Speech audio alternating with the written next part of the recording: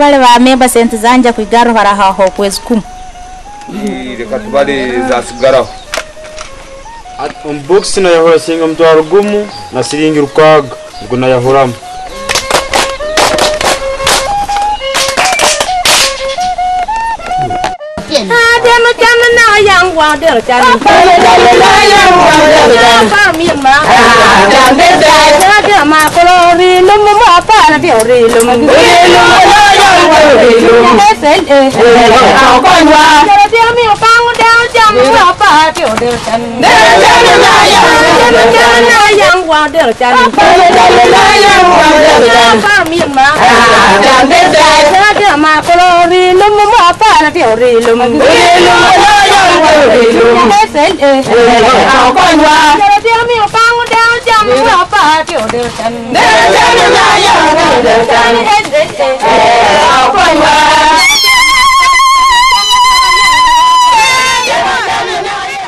The rural and vulnerable poor people finally have every reason to smile.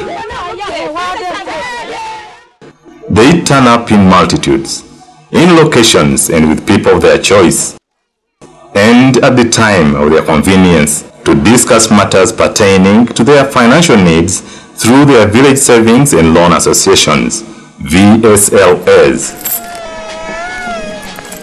This is the latest financial model where the rural poor can easily get all the financial services they hitherto could not access through the existing formal financial models.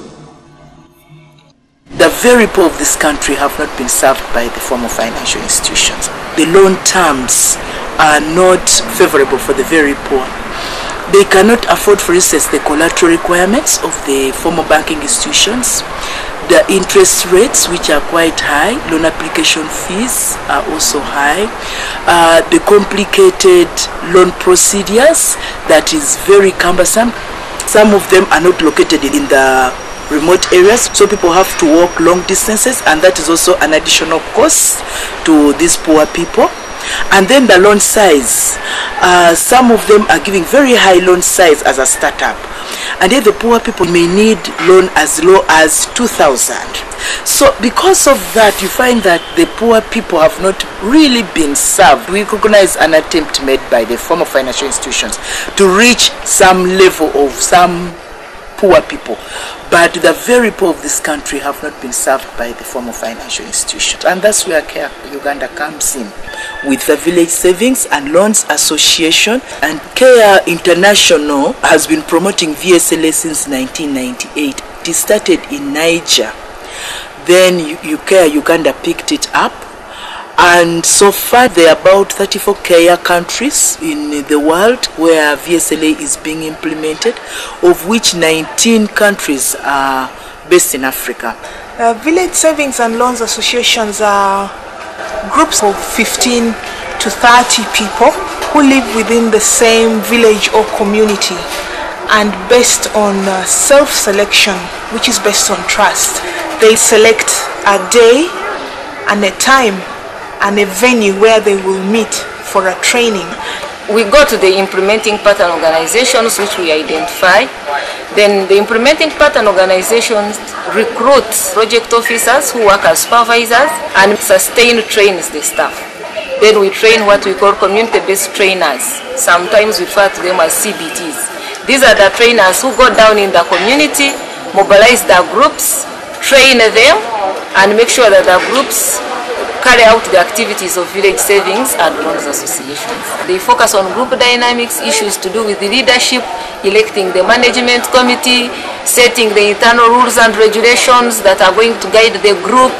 Then they come into the methodology now, which methodology addresses issues of savings and loans aspects, plus the insurance that they do. So that's where their training focuses. And after the training, then they start to save.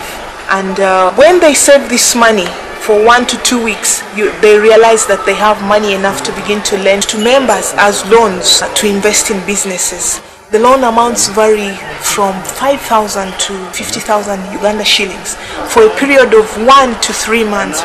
and the interest rates vary, usually between 5% to 20% per month. We encourage them that as much as possible, a lot or all of the money should go out. But definitely sometimes you find some cash remaining in the box, 10,000 up to 50,000, even in some groups up to 100,000 shillings. Then if there's any balance, it's kept in a metal box which is given as part of the kit. And this box has 3 padlocks, and the 3 padlocks have 3 different independent key keepers. These key keepers lock the box kept by the treasurer and open it only during the meeting. Outside the meeting, the box is not opened. And as they continue to save, you realize that in their box, money keeps growing, so that after a period of 8 months to 1 year, they're able to share out this money and be able to invest it into things that they would have otherwise not been able to do as individuals.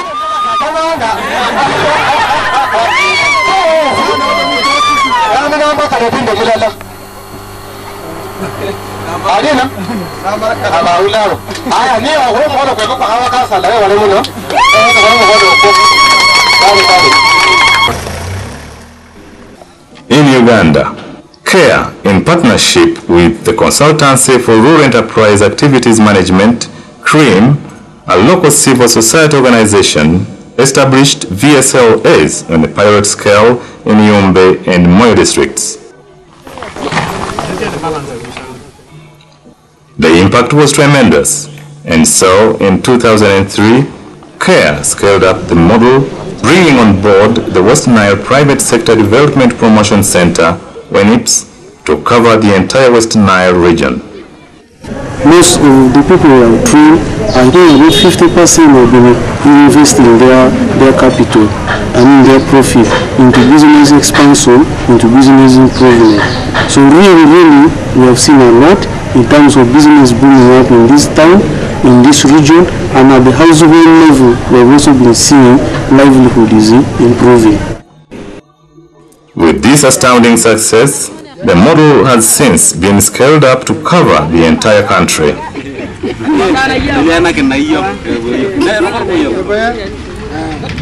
Today, it has almost 120,000 members, of whom almost 85,000 are females. They are spread in almost 5,000 groups in 33 districts of the country. Their financial standing is also surprisingly high.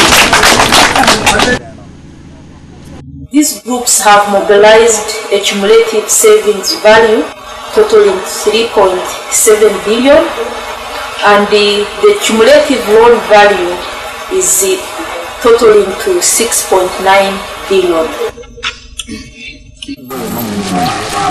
The other striking feature is the high rate to pay back the loans, with the portfolio at risk standing at a mere 5%.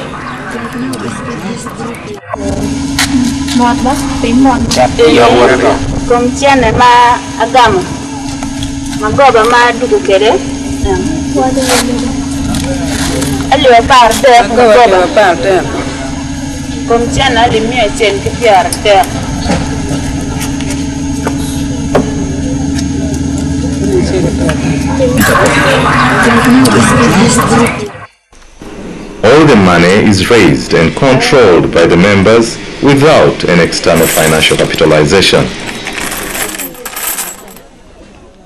The members are now involved in a variety of businesses with their livelihoods totally transformed. Take a case of Richard Olwenyi in Panyimur sub-county under the WENIPS.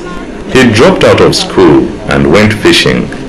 When he learned about this opportunity, he joined a VSLA where he got training in aspects of group dynamics and how to improve his business. Before I joined this village bank, I was extremely very poor. There was nothing I could save. But the moment I joined, they have given me a loan. I've started a small fishing enterprise, which has given me a lot of profit at the moment. And I'm not even alone. We have also some of our friends who have joined the same, and they are doing well.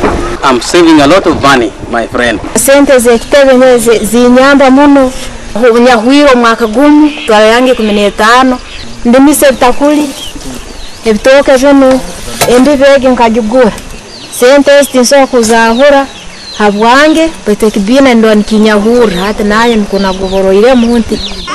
Way that we have some welfare which we always deposit there 500. So whenever I have a problem in the house where I lack something, I can go and borrow that welfare and I use. I had a problem of taking some children to school. I went and requested my group members, then we were able to get that money to take the children to school. When my salary came, I had to come and refund that money.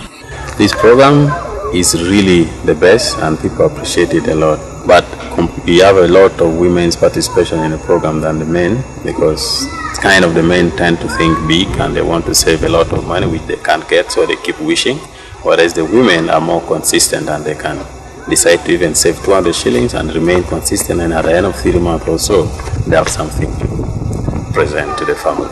And of course the other part of it is paying back the loan, and then other thing is like some people getting the loan and disappearing with it, because the internal regulation is kind of set by the groups. They don't have any legal binding with any kind of legal proceedings. They are just based on this kind of trust and goodwill from each member. So if somebody disappears with the money, there is not so much they can do, because they are not legally registered as a microfinance service organization. But compared to other microfinance institutions, in terms of access to financial services for the rural poor, it is the best.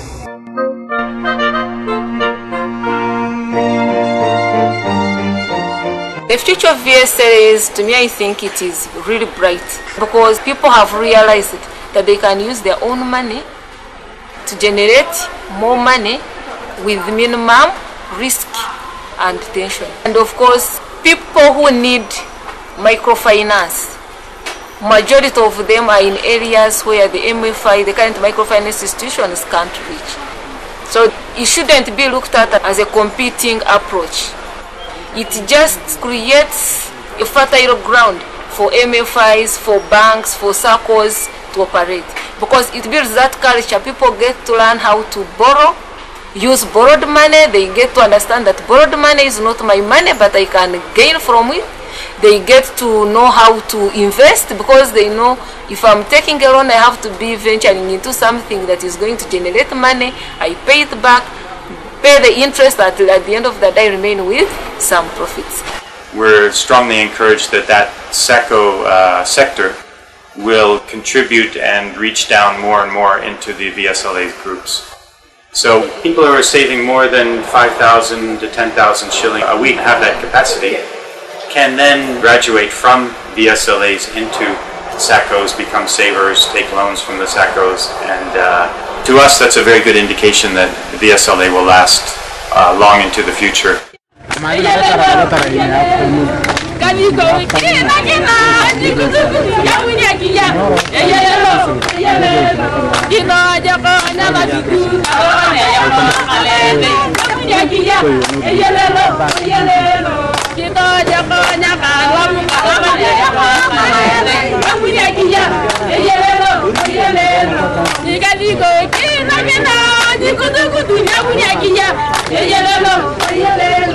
Aquí